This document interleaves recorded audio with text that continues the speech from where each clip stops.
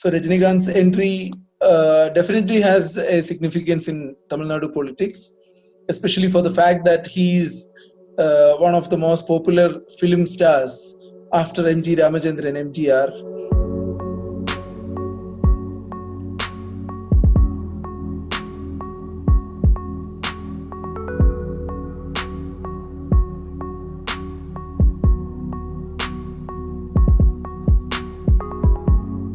So after he emerged as a main hero in Tamil, MGR was the superstar. And even if Rajinikanth was always seen as a man, a very soft, very shy person, he had a very strained relationship with MGR, according to reports at that time. After Jayalalitha became the chief minister in 91, he again had a strained relationship. He lived next to Jayalalitha's house in Boys Garden, and there were stories of Jayalalitha's security guards forcing him to step down from the car and make him walk all the way to his residence. Jayalalitha's first tenure was very notorious. There were a lot of corruption allegations, and in 96, Rajinikanth made a statement that if Jayalalitha is going to win again, then nobody can save Tamil Nadu. So this was the statement that first triggered his political plans, speculations about his political entry in Tamil Nadu.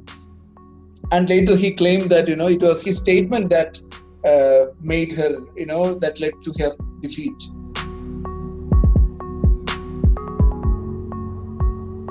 If he was launching the party in 2017, immediately after the death of Jayalalitha, or after the death of Karunanidhi, there was a political vacuum in the state. But right now there is no political vacuum, because in 2019 Lok Sabha election, the main opposition DMK has proved that they had a massive victory in the polls, and Edapadi also got 9 seats in the 2019 by-polls that actually saved his government from a major collapse.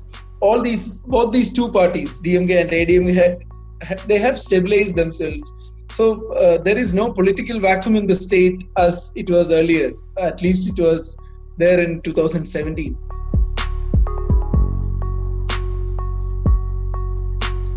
Maybe we can see that the translation of votes would have been far better if he launched the party a decade ago. There were discussions about Rajinikanth entering politics from 96, but his character, it is known as a very shy and unassuming man, and often confused about his own decisions. Someone who take a lot of time to think before he do anything. So there was a long delay on his part in launching the party. So if you look at the recent years, after he confirmed his entry into politics, so his opponents can say that he has been exposed. His many statements, especially during the Thoothukudi firing incident, and many occasions when he was silent when very crucial things have happened in the state. So all these things, maybe we can see that the translation of votes from his fan base into the electoral ballots may be difficult, because his fans are already working for different parties. If you look at Rajinikanth, he hasn't traveled in the state. He hasn't visited people in west or south or north or center. Largely, we can see that Rajinikanth's presence on the ground is very limited, and the party's name has not been finalized. The office bearers of the party is all about the district secretaries of fans association, who are not known to people in those districts. They are not prominent faces, and persons like Tamilarivi Maniyan, the one of the main advisors of Rajinikanth's new outfit, he was the man who promoted Captain Vijaykanth as the chief minister candidate in 2016 election for the third front, and now he's projecting Rajinikanth as the man. So there are a couple of non-faces who are actually failed politicians in the state, and there are so many unknown office bearers. So that is what Rajinikanth's party is all about right now. And he's going to launch it only next month. There is one more month left and hardly 4 months left for him for campaigns after his party launch. So it is really going to be a tough challenge, a real challenge for Rajinikanth to make it. One of the major challenges before Rajinikanth is that he has to give the agenda, the party agenda, the party manifesto before or by January, and the challenge in that manifesto will be that it shouldn't be a replica of the Dravidian parties like DMK and ADMK or BJP. Essentially, people should feel that Rajinikanth's manifesto has to answer why people should vote for him. And it is also a major question that who is going to be the chief minister candidate. So if Rajinikanth is not going to contest election, why should people who have been working for different parties while being a fan of him should vote for unknown faces in his fan clubs? So that is going to be another question to be answered.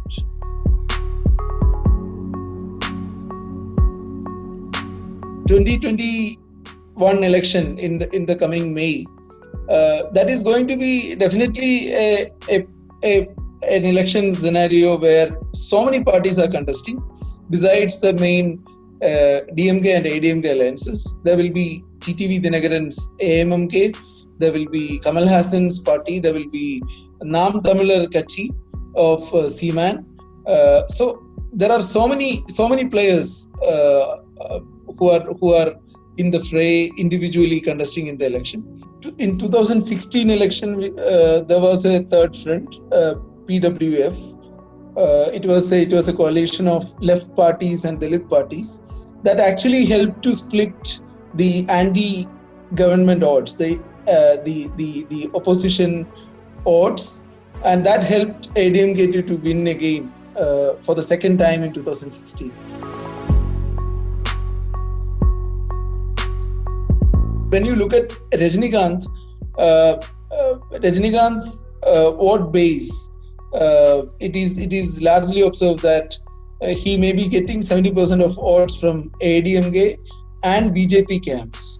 The people who were traditionally voting for ADMK and BJP may be finding, or they could relate more with Rajinikanth in absence of Jayalalitha. So most of the Tamil Nadu voters are seeing Rajinikanth as a BJP man.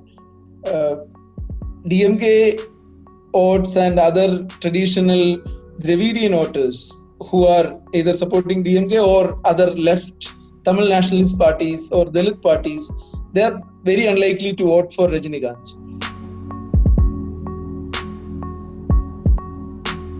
So Rajinikanth was also, after he made the announcement, after he announced that he will enter politics, he said that his politics will be spiritual politics. He explained that spiritual means nothing but honest and corruption free.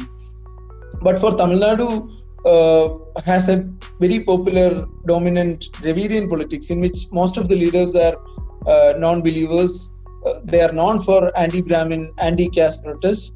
So they immediately tagged Rajinikanth as a right-wing leader for using the word spiritual. A lot of people called him a Sanghi in the popular social media term Sanghi, suggesting that he may be a right-wing BJP man. But there are also people who say that Rajinikanth, even if he was the disciple of Cho, a fan of Cho, and he's very close to people like RSS insider Gurumurthy or the BJP leadership, there are many people who believe that Rajinikanth is not a Sanghi, but Rajinikanth is an ordinary Hindu believer. And his spirituality, his travel to Himalayas, his devotion and belief in saints like Baba and Raghavendra, all these, even Ramana of Tiruvannamalai. So all these are considered as a reason that originated from his childhood, owes to his early life when he used to be a regular visitor of he was part and parcel of the mud culture in Karnataka.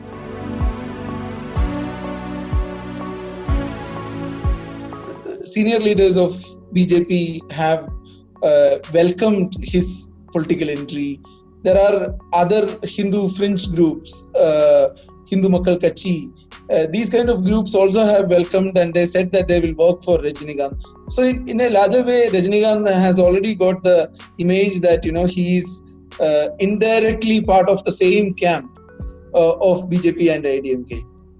There were a lot of other reasons also, because you can see that yesterday when Rajinikanth made his announcement, along with his political advisor Tamil Aruvi Mani, and Rajinikanth made it a point to introduce one Mr. Arjuna Murthy as his one of the main organizers of the new party. So Arjuna Murthy was the intellectual wing chief of Tamil Nadu BJP until last day, and he was relieved from the post. So there were opposition parties making remarks that maybe he's on a deputation to Rajinikanth's new outfit. But at the same time, there are also views that Rajinikanth maybe BJP may be a party that he can relate with more than a party like DMK or other Dravidian parties. But Rajinikanth's so-called Hindu image or so-called Hindu elements in his life, and his belief in Babas, and his travel to Himalayas. So all these things, it has nothing to do with Hindutva. So that may be that influence in his early childhood into the Hindu literature and the prayers and that kind of that way of life may be also a reason for him to use the word spirituality and to relate more with seemingly Hindutva parties than Dravidian DMK or ADMK. It is seen like there are plenty of examples. Let it be Amitabh Bachchan or Chiranjeevi, or even we can see Captain Vijayakanth now. In Tamil Nadu itself, there was Shivaji Ganeshan. So Rajinikanth's political prospects are really not bright, even if whether he make a mark in this coming election or not. But his political future is really tough.